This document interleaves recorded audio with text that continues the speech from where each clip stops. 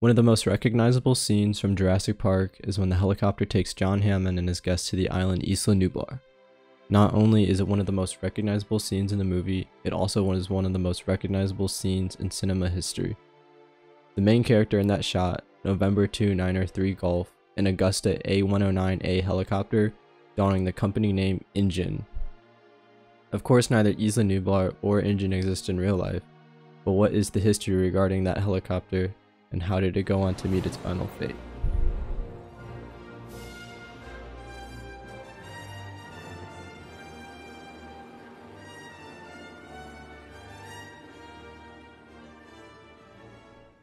November 293 Golf was the 33rd ever produced Augusta A109A.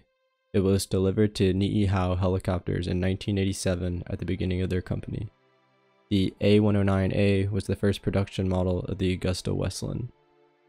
The helicopter was powered by two Allison Model 250C20 turboshaft engines and was the first ever all-Italian helicopter to be ever mass-produced. The primary role of the first A model was to be used as a transport aircraft. The Westland would go on to serve many other roles, including the use of the type in the military. The Westland contained a cockpit for 2 pilots and a passenger hold that could contain up to 7 people. With cruising speeds of roughly 170 miles per hour, the Westland would serve as an efficient aircraft for Niihau helicopters. Universal Studios worked with Niihau Helicopters Incorporated to produce the 2 scenes involving the use of helicopters in the 1993 film Jurassic Park, aside from the dig site scene in which a Bell 206 was used. The first scene takes place towards the beginning of the movie when the helicopter travels to the landing pad located 8 miles inland from the travel agency's hangar in real life to drop off the passengers. The only other scene that helicopter has in the movie is at the end when it goes to pick up Dr. Grant and his crew at the same landing pad where they were dropped off. Niihau Helicopters was, and still is, a helicopter tour agency that takes passengers from the island of Kauai and Hawaii to Niihau, a very small island to the west of Kauai. Niihau is the 7th largest uninhabited island in Hawaii and it is privately owned. The only way for tourists to access the island is by Niihau Helicopters, who have worked with the owners to provide that opportunity since 1987. The tour agency today operates 2 aircraft, which are both Augusta A109s.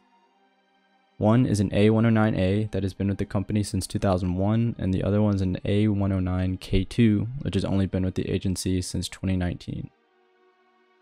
As you may notice, November 293 Golf is not on the active list as the helicopter suffered a career-ending fate 14 years into its life at Niihau Helicopters. On March 22, 2001, the helicopter took off from a private helipad at Robinson's Ranch to conduct a proficiency check ride. There was no flight plan as the helicopter would stay in the general area of the helipad and land back on it as soon as the check ride was completed. The pilot was well versed in piloting and had logged over 7,500 hours of flight time across several different aircraft, including ratings for single and multi-engine airplanes, as well as helicopters. 7,100 of his total flight hours were logged exclusively in helicopters. The pilot's check airman, who recorded 12,000 hours in total flight time, with 3,500 of those hours in helicopters. During the check ride, the check airman would tell the pilot to perform several actions over the flight, which would include performing a confined area takeoff and landing, settling with power demonstration, pinnacle operations, an instrument competency check, simulated emergency procedures, and engine failures. After about 20 minutes into the flight around 11:40 a.m. local time, the check airman gave the pilot a new situation he would have to handle.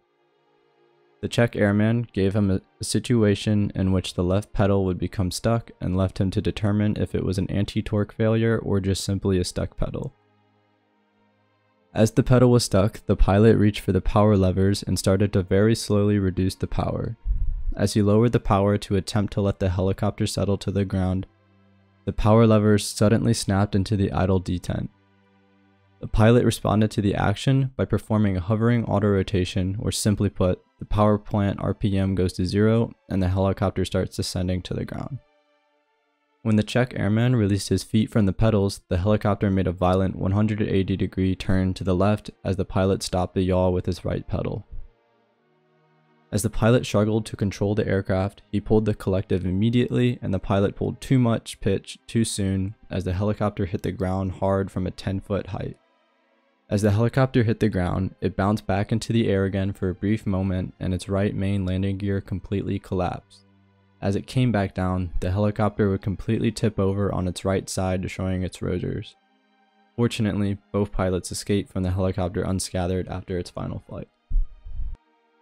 After the crash had occurred, it became clear that the pilot was unfamiliar with the stuck pedal procedure and was not briefed about it prior to the flight. In the Czech airman's words, he told the pilot that he has something new to show him while during the flight. When the Czech airman was explaining the procedure in the air, the pilot claimed he was totally unfamiliar with the procedure and that both himself and the Czech airman were actively on the controls at the time of the crash. This became a slightly conflicting statement, as the Czech airman said the pilot was exclusively in control during the moment of the crash. The overall damage of the helicopter was enough to write it off completely. Much of the landing gear assemblies were entirely broken, with the right landing gear taking most of the damage. The fuselage was seen with buckling damage as well as many scrapes from where it fell over.